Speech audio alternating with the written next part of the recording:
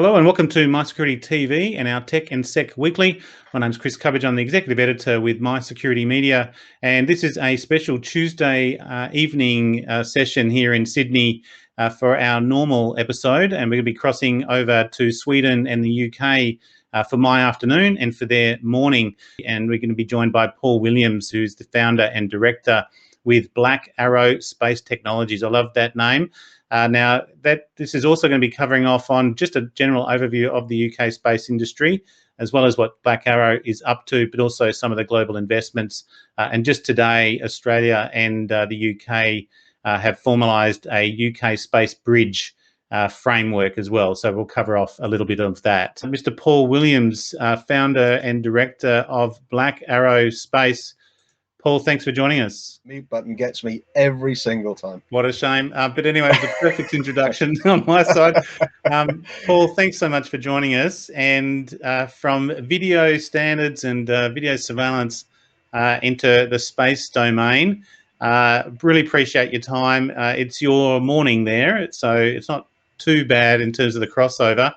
Maybe introduce us to Black Arrow. I think it's the best space name I've seen so far. We've got a few good ones here, like Southern Launch here in Australia and a few others. Gilmore Space are not bad, but Black Arrow Space Technologies. Maybe introduce us to how you came up with Black Arrow. So good morning from the UK. It's beautifully sunny here. It's Australian weather, I would say. 28 degrees already, and it's nice. I'm sweating buckets. And good evening to you and to all of your listeners. It's really exciting to be on an Australian platform, and the opportunity to outreach to people that we wouldn't normally get to is very exciting. And thanks for the opportunity. Well, look, this was news that came out today from our SmartSat CRC in Adelaide. And the Satellite Applications Catapult launch funding for bilateral research projects. This is the first collaborative activity within the UK and Australia Space Bridge framework. Is being launched today by SmartSat CRC, UK Science and Innovation Network, and the Satellite Applications Catapult with the support of Austrade and the Australian Space Agency. So this is, and thank you to Dr. Chris Flaherty here in Australia, who suggested we reach out to you. And it is part of this UK-Australia Space Bridge framework that we have reached out. So, you know, that's this is only a small indication that there is collaboration and interest between UK and Australia. Apart from, we keep hearing about UK standards for COVID and comparisons to Australia, but it's better to be talking about space on that context. There's a standard? No. What the UK, we're just very interested apparently on what the UK is doing, and you're dead right. We are asking is why are we comparing ourselves to what they're doing, but that's the way it is. That's another discussion we can have at some other time.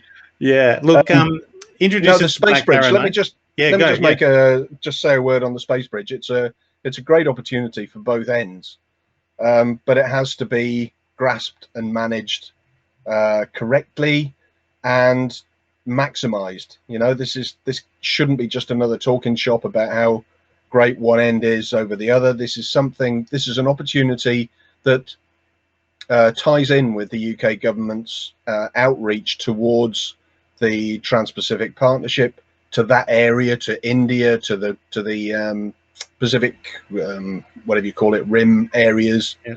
And I think it's a really important key stone of that outreach. And Australia has always been a very close partner and colleague of the UK.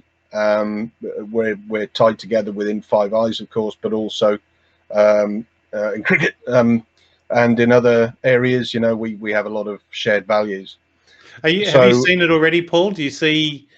Are you hearing the Australian Space Agency and Australia mentioned in your space industry there yet? I think it's a bit too early. I know, as in Australia, there is in the UK regional introductions to the space bridge and how various companies and agencies get involved and will be explaining the advantages of the space bridge as we go along. Remember, this was only signed in February, so yeah, you know, 4 months, and then there's the pandemic to take into account. It's a bit difficult to get messaging out in this particular environment, and but moves are afoot, and I'd like to just fly a flag for private industry. You know, space has been dominated by billionaires, of course, and by institutionalized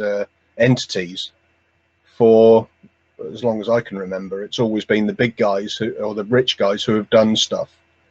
There's now becoming more of a realization that you don't need to be big or rich to do this. You just need a passion, a vision, and a determination to succeed.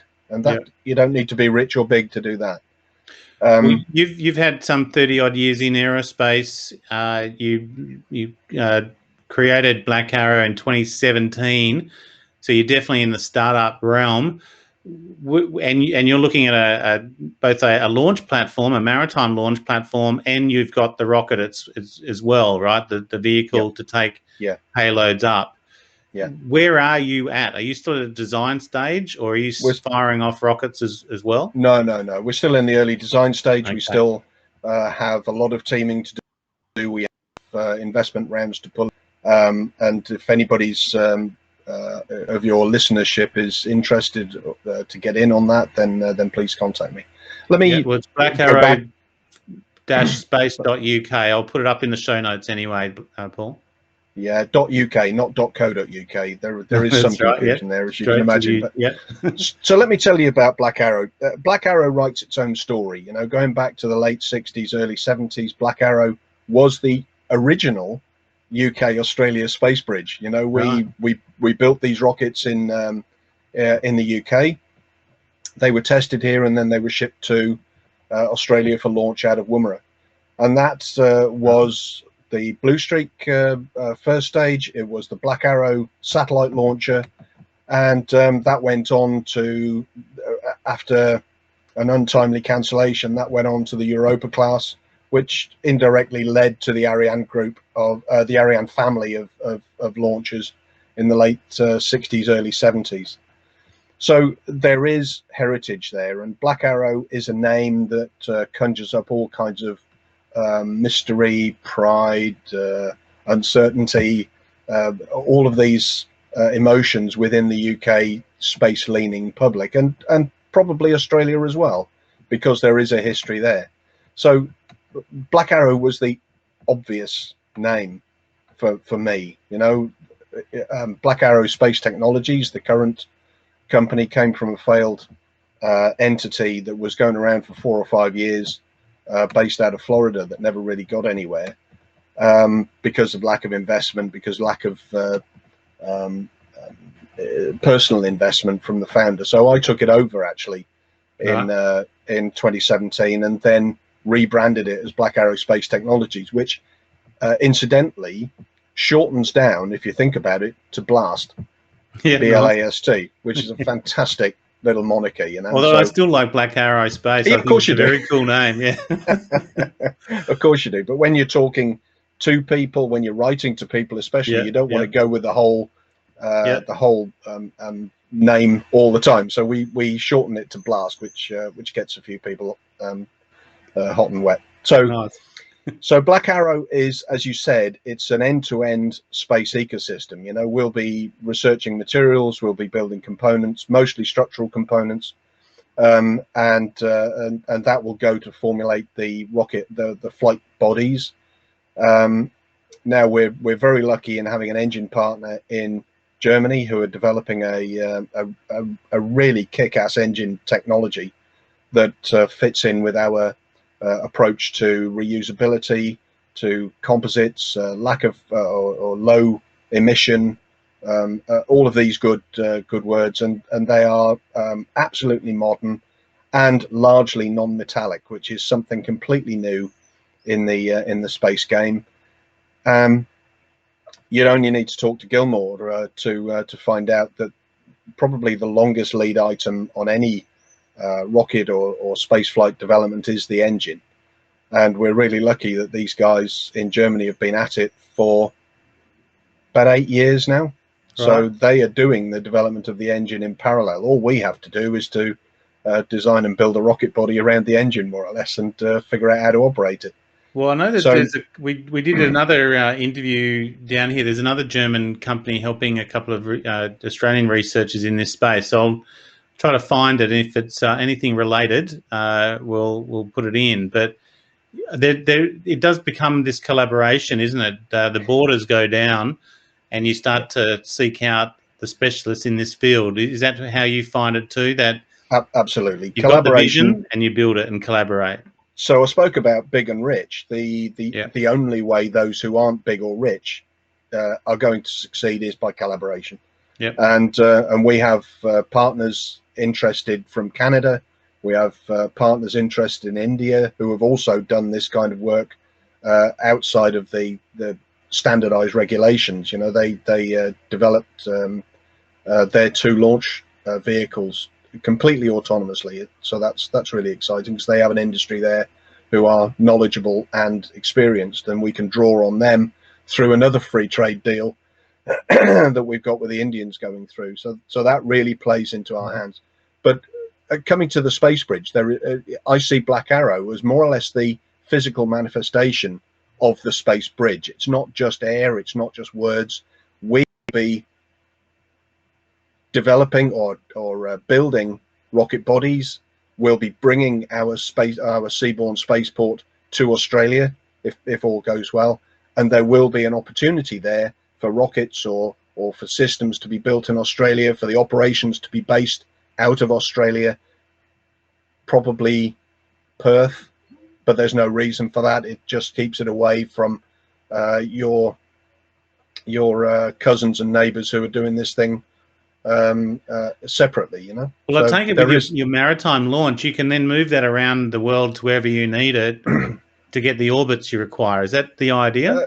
Yes, that's largely it. But of course, there's what we want to try and do is to reduce the lead time from dock to launch as much as possible. There's no point building the rocket and sending it out from South Wales for an Australian launch. It just makes no sense to sail for 6 weeks or whatever it takes to get to the launch location. So what we'd be doing is looking for collaborative strategic partners excuse me, within the areas that we want to operate, so that the payloads, wherever they come from, and they can come from anywhere around the world, of course, the payloads can fly into an airport. We can pick them up with our franchise partner, do all the preparation, even do the final integration of the rockets and the engines and the avionics and everything else on the dockside complex, stick it on the ship, and away we go to around about 100 miles offshore. And this is where Perth becomes more attractive, because there's a huge expanse of ocean out there that we can fire off into any trajectory and orbit that we want. And that's one really exciting aspect of this. One of our potential operational maps has all of the British overseas territories that you might be familiar with. They're generally small islands in the Atlantic, the Indian Ocean, that have very limited economies, and they would welcome some kind of economic support coming in through this operation. And we can support them either by having supply bases there, or tracking stations there, or just being an economical support vehicle.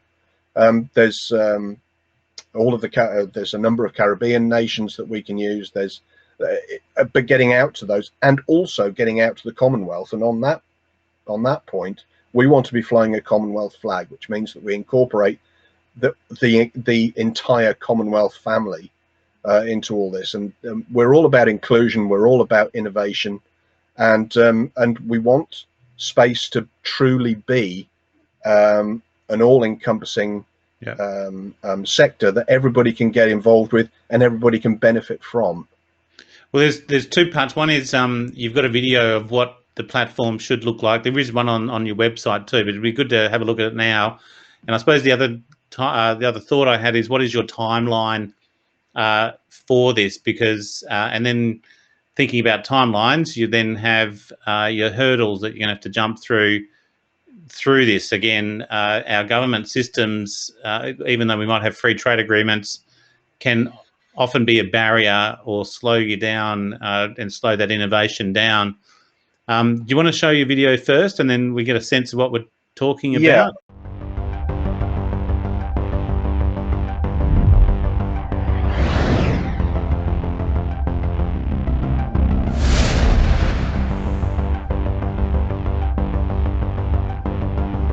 So the whole essence of Black Arrow, as we said, is to draw in all of the critical systems in from various areas. This just shows the UK, but of course, as I've said, there's partners in Germany and Canada, India, and hopefully Australia. You know, who's to say what can happen in the future? And all these will come together.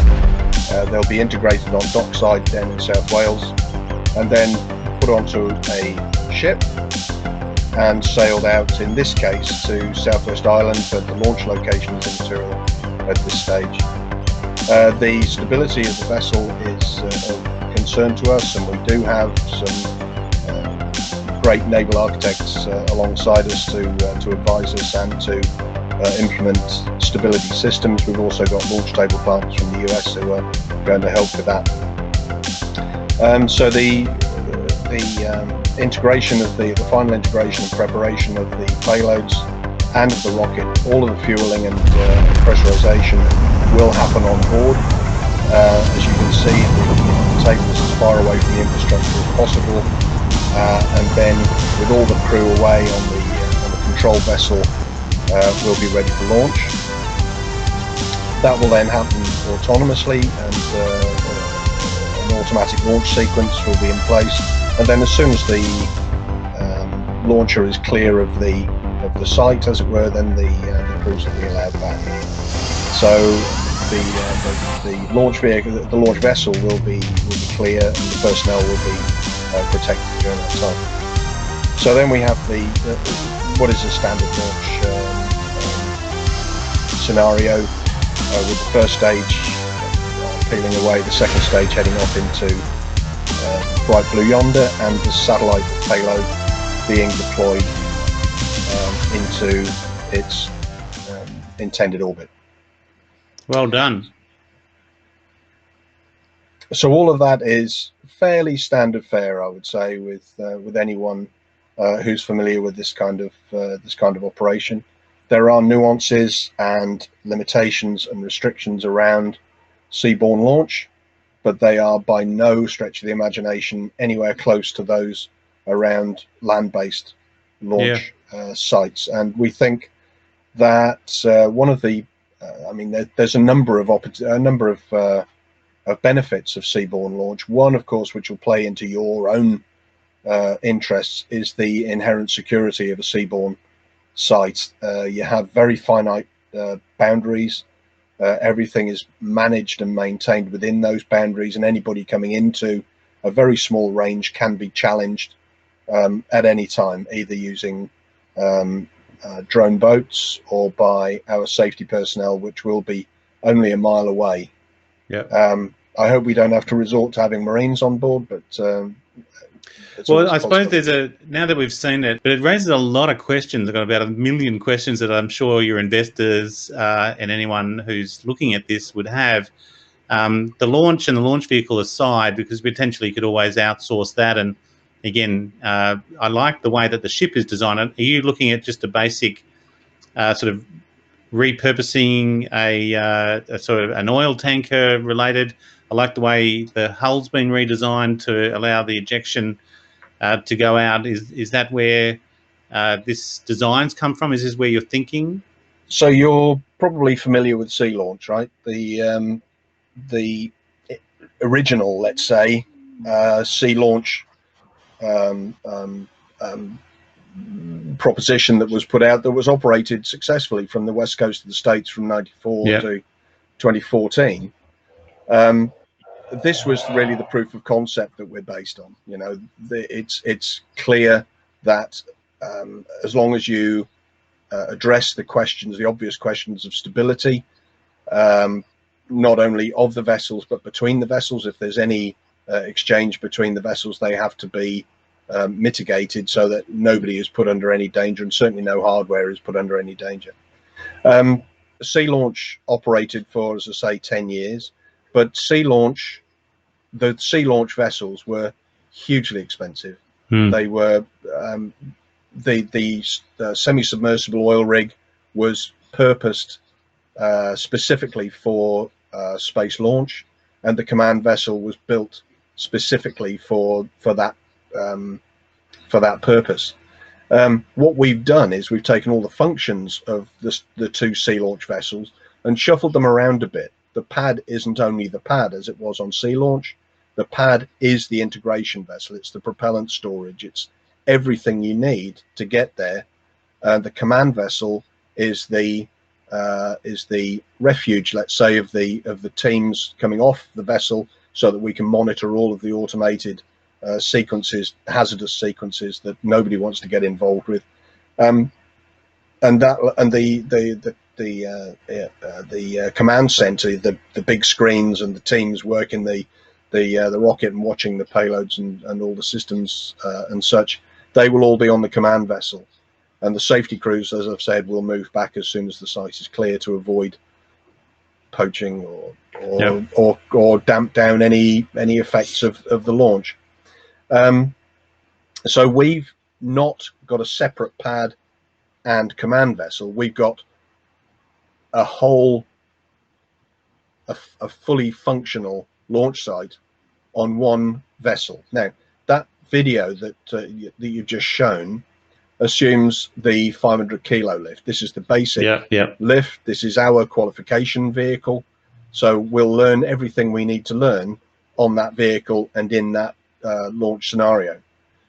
What I should say is that we will then follow the same path as Rocket Lab has done. So they started with a smaller lift, 350 kilos or something, and that now they're going up to 8 tons, I believe, which gives them a whole new playground to play in. They can go to geo. They're talking about interplanetary. They're talking about all this other stuff, but they can do that, and it brings in a whole different paradigm of revenue from that, and they can start challenging the big boys then. So we're following the same path. It's not that we're deliberately following Rocket Lab. It makes sense to get bigger. At the 500 kilo level, you can't really make money. You know, it costs too much to put the rocket up for a small payload. Yeah. In order to make any money, you have to go to 5 tons to LEO, and that's where kind of ballpark where we're looking at once we're mature enough to move on to that stage. And we'll be using all of the technologies and the engine technologies and everything that we put into the 500 kilo. There's nothing reinvented to go to the 5 ton, except of course the scaled up the scalability. Spaceport. The spaceport will need to be bigger. So just a word on that. For the smaller vehicle, we're looking at a Handymax size dry bulk carrier, which is converted. It has the 5 holds inside, which are enormous. Unless you stand in one of those holds, you don't realize how enormous these things are. But there's 5 holds that can be cut into workshops. They can be split vertically, horizontally, whatever we see fit, and also bolstered. You know, around the launch table, we're going to need heat barriers. We're going to need protective systems for the propellants, which will all be at the front of the ship. And you know, safety is paramount. We're not going to go out to sea and try and blow the bejesus out the front of the ship. That's not the intention at all. And of course, safety of the payloads, the customers ultimately, of course, and the crews are absolutely paramount. And we'll be doing everything in our power to do that. And I would just say that the naval architects who were working on sea launch in the Govan shipyard are now in our naval architects team. So they know what they're doing, and they know the international maritime regulations that they have to meet, along with all of the other nuances around conversion of those types of vessels. Where are you in the business process, Paul? What's your timeline? You've obviously got investors, but you've been a sort of an ongoing series raise, I take it.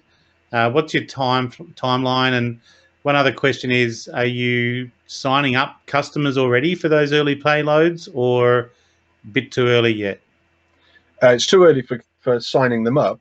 They are aware of what we're doing through shows just such as yours. You know, we've had podcasts, and we've reached out in exhibitions and conferences to potential customers.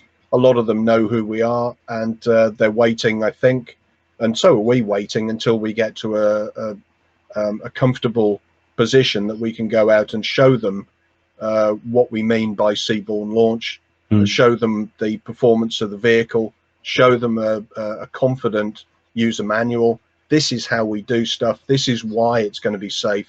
This is why we're ultimately going to be cheaper than anybody else. And that, I think we have to answer those questions before we go out and start pressing flesh and talking directly to customers. But the customer base is growing almost on a daily basis. You know, well, I was going to say, how do you, because I imagine that, and this is something we've been talking about with the space industry, how it seems to be, you know, getting highly competitive, it's growing, but that also forces the prices down. So unless you're quick to market, or you have a set goal to market, that by the time you get there, if you take too long, the market and the prices may have changed as well. How are you managing that? Because you've got a lot to manage here, from both the platform and the launch vessels as well. There is a lot to manage, and I'm under no illusions that this is an ambitious project. We've thought long and hard about that strategy, and the key messages on that strategy is you have to do things at least as well as your competitors for the same price. Okay, and it's safe as well. Well, safety, I would hope, and I can only talk for Black Arrow, but I would hope that all of our challengers take safety as the #1 concern. Yeah. I'm sadly aware that few of them do, but it has to be a target rather than a bottom starting point. You know. Yeah. Safety is really paramount, and customers won't come back to you if you blow the top off the payload or drop it in the sea or something at every attempt. Yeah. So maturity and reliability is absolutely key, but you also have to bring something different to the market, and we're bringing the ultimate in mobile launch operations. Now, many analysts have said the only way the UK is going to, and this is specifically around the UK market, or the market that's open to UK operation. Analysts have said that the only way the UK is going to be able to reliably have a launch operation is through mobile. And Virgin Orbit have shown that with their air-launched systems, which are finite at the lower end. You know, you can't put 5 tons on an airborne platform unless you're flying Strato, whatever it is, Strato, right? Whatever. So Virgin and ourselves are very similar in that mobile aspect. If you have a land-based operation, you have to be absolutely certain of the costs around that land-based option. And the UK is not the most conducive place. We don't have a lot of flat areas. We don't have a lot of unprotected coastline. We don't have a lot of, you know, in the States and Australia, you could probably put a spaceport anywhere. You could probably position it so you don't fly over anyone or make any threat to any wildlife or any protected coastline. You could probably do that. In the UK, it's largely impossible. And Europe is a very complex region for these kind of activities. This is why this is why ESA went out. Sorry, this is why ESA went out to South America. You know, because there's nothing in Europe that really offers everything. Well, we did notice Chris Flaherty gave a profile. He does a quarterly profile for us on the space sector, and the UK, Wales, and northern Scotland, you know, up to Scotland, does have a lot of sort of projects and potential launch locations as well. And this goes back to sort of World War II stage as well. Also, so there's a lot of pedigree there in the UK in the space industry, but there's only like 3 locations nominated here in Australia. as well. So as long as they go out to sea, or as you say, over land, it's not too bad. But you know, when I did notice with the Black Arrow and your maritime launch, it opens up those possibilities that you've, as you say, that mobile launch for you in terms of what you're doing. I'm just trying to find the last one we did on the rocket launch as well that they've been working on here in Australia, but it's a few months ago. Well, look, I suppose we've got your website up. We'll have that video out on here as well. What would be your sort of final call to action, Paul, on what you'd like the listeners and the viewers to sort of either leave them with or to reach out to you for, and where they might go, and what you need right now? What's a priority for you? So I will just answer your question about the timeline. You asked about the timeline. So the hope is, and everything is looking good for a substantial investment round to be closed very shortly. Once that happens, then we have 2 years to get into the air with our initial flight systems. That includes the converted ship in its initial stage. So we'll try and get test launches out by mid-23. Okay, well, that's pretty tight, yeah. It is tight, but as I said, the lead time is really around the engines, and the engines are largely developed. It is, but it's still tight, you know. But we have a very capable design team coming from Formula One. What they don't know about composites and rapid development strategies isn't worth knowing. So I have full confidence in those guys to be able to come up with a flight system and draw in all of these critical systems from elsewhere to a point that we can launch within 2 years on test flights. We then have 10 test flights slated. The back 5 are probably going to be open for commercial customers at cost. You know, we have to do 10 launches to prove reliability and dependability, but 5 of them may well be customer passengers on board. Once that happens, once the test flights start happening, and once we start getting meaningful results and lessons from those, then we'll look at the scale up. The design team will be pushed off onto the scale up, and then within 2025 we'll be at scale up. So we'll be flying 5 tons to Leo. Yeah. And at that point, or before that point, then we'll start talking to the Australian government, talking to Australian industry about having operations based in and out of Australian docks. I think it's really exciting, actually. Oh, look, so, it's, this is why we're covering it. I'm more of a security guy, but you can't help but with the technology.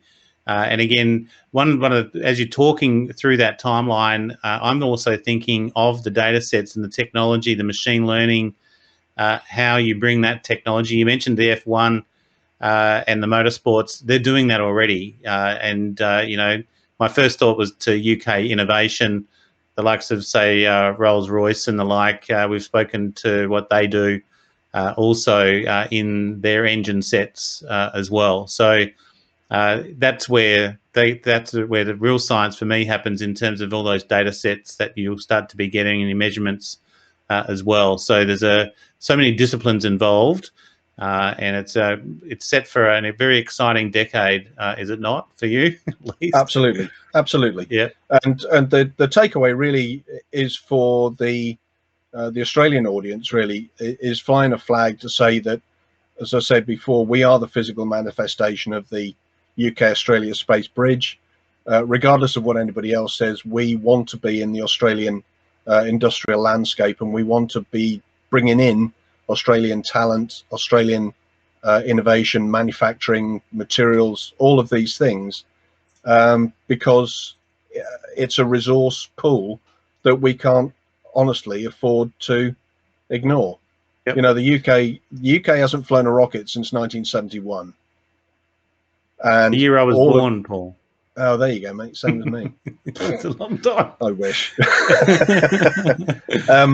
But there is no expertise here. You know, there's a lot of books being written. There's a lot of designs that are still available. But honestly, the experiences are rapidly diminishing. And that's why it's exciting to draw in from India and from Europe and from Canada and from Australia, you know, because those experiences and those expertise areas are there, and we want to draw them in. We want to be inclusive and socially broad, let's say. Very good. Well, look, we'll make sure that I'll send through to at least to the SmartSat CRC here that we've done this interview, and I've just put the link up to. We have a space and defense.io website. That media release went out today, and we put this interview slotted right in the middle of that, so they knew we were speaking to you. So the timing couldn't have been better, but we'll make sure that they get to see that, and this will be also as part of our ongoing space series that we've been doing. So Paul Williams, the founder and director with Black Arrow Space Technologies. I think we'll book you in for an hour next time, mate. We could have kept going for sure.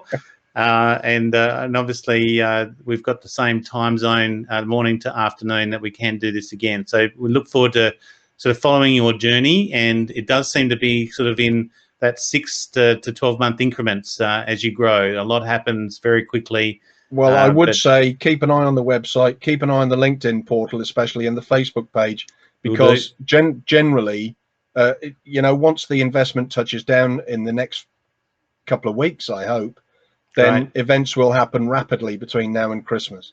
Well, we've got your email. I'll make sure you put us on your media list as well. You're gonna keep on, mate. Keep on. Yeah, we will. No pressure. No pressure. But yeah, we always understand. You know, weeks in this space, you know, when you think about it, is nothing. But no, definitely to keep up and keep the audience interested and get your media releases as they come out. I'll be delighted to come back, Chris, at any point that you see fit. Good on you, Paul. I'll let you go, mate. Thanks, Enjoy mate. your day, and thank you very much for your time. Cheers later. Bye now.